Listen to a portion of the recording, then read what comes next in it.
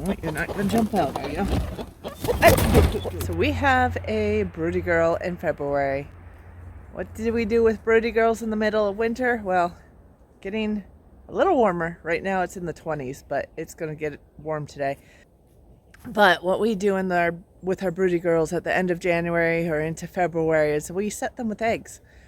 And the reason is if you set them with eggs now, by the time those chicks start laying eggs, it'll be about August, September. And the first fall, if you can get them laying before the fall hits and the molting season hits, they will continue laying through the molting season. So they do supplement your eggs during the low season for the rest of the girls. So let's get this girl set. It is morning time, so sometimes it's easier to do this at nighttime. You disturb her a little less. For silkies, they tend to hold their broodiness, but I don't have any silkies anymore. Last time I made a video on this, it was with a silky girl. But the girl we have right now has been broody for about a week. And she's taken us disturbing her every day to get eggs, and she's still broody. So. Mommy, the broody. Okay, I got you. I got her. You got her. You gonna put her down out here? Oh, girl. I'm hoping she'll take a move, but we'll set her up with eggs and see how it goes. So what you need is a nest box, which we use just dish bins from the dollar store. Need some fresh bedding down in here, a place to put food and water. Our flooring is starting to come up, so I have these just blocking that. So probably later this year, we'll take this out, rip it out, and redo the flooring.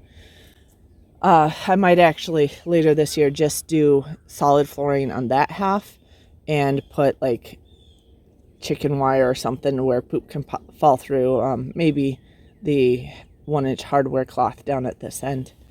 And when the chicks are little, I'll probably just put a board over it. And then when they get bigger, you can take that off.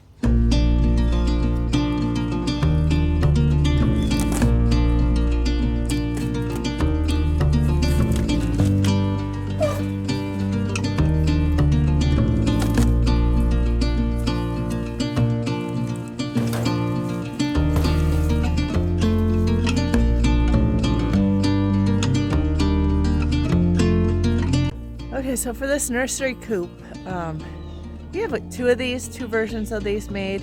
I'm planning on hopefully putting together a design so that you can actually pretty easily put this together. It's fairly simply made. I have one that's even simpler, so a third one that's even more simple than these two, but they're basically made to get chicks out on pasture from the day they hatch. As soon as mom was ready to take them out on grass, they could go out. Idea being that there is a nesting box end. Food and water goes across from the nest, so when mom was broody, she has to get off the nest to get that, so she doesn't poop in the nest, that is.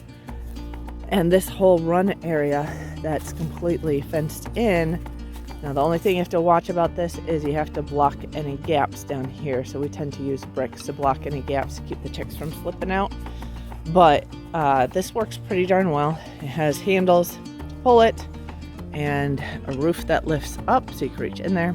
I'll get a design put together here this summer. So I am putting a variety of things like this on my Buy Me a Coffee site. So I'll link that in the pinned comment and in the description below. Basically all our downloadable information we'll put in there if you are interested in any of it. We have a beef butchery one in there right now. We're going to get some foraging fact sheets in there. And my hope is to get some plans for the various coops that we've built around here in there as well. So if it's helpful to you, you can check that out.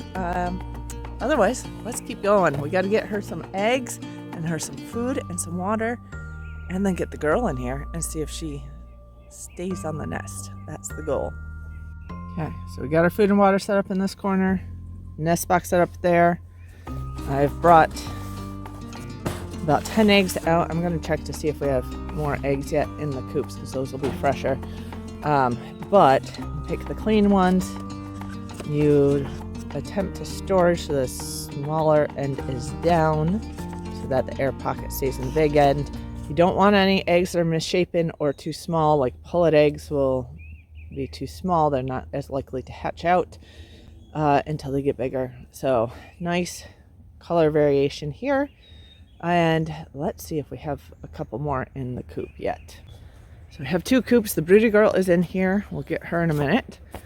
Gus over there has my breeding flock. So I'm going to check theirs first. I try to hatch out their eggs more often than the others just because I have them selected for little broader chest, bigger breeds. And I'm going to select more for the smaller combs as well. But right now, there's only a couple girls with small combs over here because these 2 are basically crosses with barred rocks. So they do have bigger combs. The rooster over there is part Chanticleer. His comb is not huge, but it's not tiny. I like the smaller combs just because then they don't get frostbite as easily in the wintertime, so it's helpful in our area.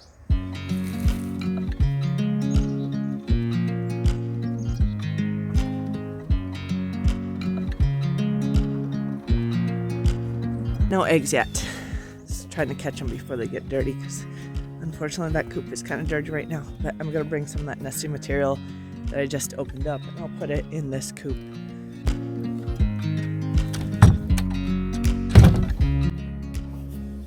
Oh, hello down there. Yeah, you guys have been laying eggs down there, haven't you? There's our broody girl. And you can tell she's broody by the cluck, cluck, cluck, cluck, cluck, and the noises she's making. She's puffed up, and if I try to touch her, okay, she's not doing it right now, but yesterday she was pecking. She doesn't do it as much as some of the others. She's not broody down here. She's just trying to lay an egg.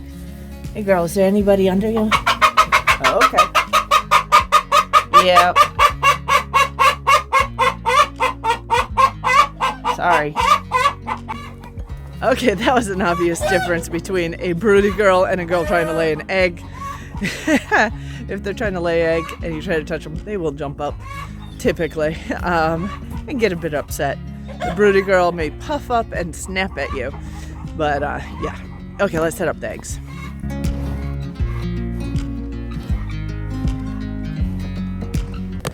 Okay, I'm putting 10 eggs in. I've put up to 15 eggs under a girl full size in the past and had them hatch out just fine.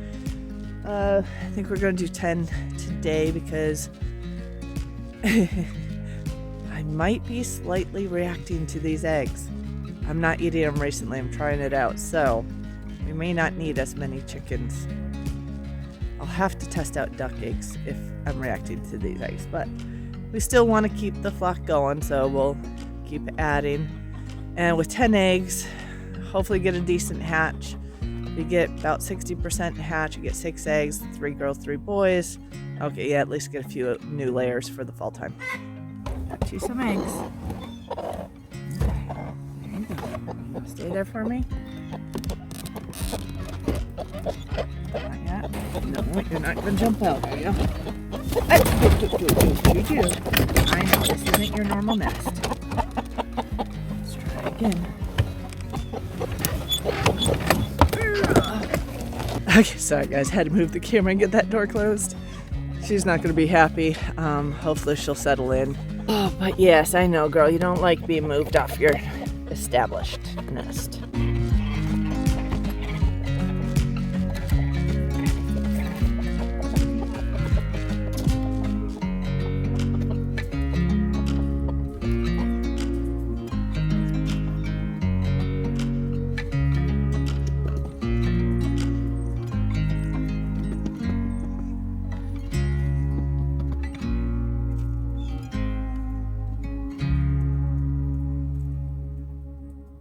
Some other ways you could tell they're broody, when they do get up to take care of themselves once a day, they almost look like they're desperately going to eat, like they're eating very quickly, and they run around clucking quite a bit and making some of those other noises that sound a little different than your relaxed hen who's in their normal daily routine. So, and then they get all their stuff taken care of and then get back to that nest pretty quickly. So we'll check on her later, make sure she's settled in, and see where we go from there. So she moved all the eggs I put in the box. She moved all but 4. She moved up under there. I just gave her the rest of the eggs that were in the box plus 4 more. She now has 14 eggs under her. We'll see what hatches and how she does. It looks like she settled in. Not in the nest box as originally planned, right next to it.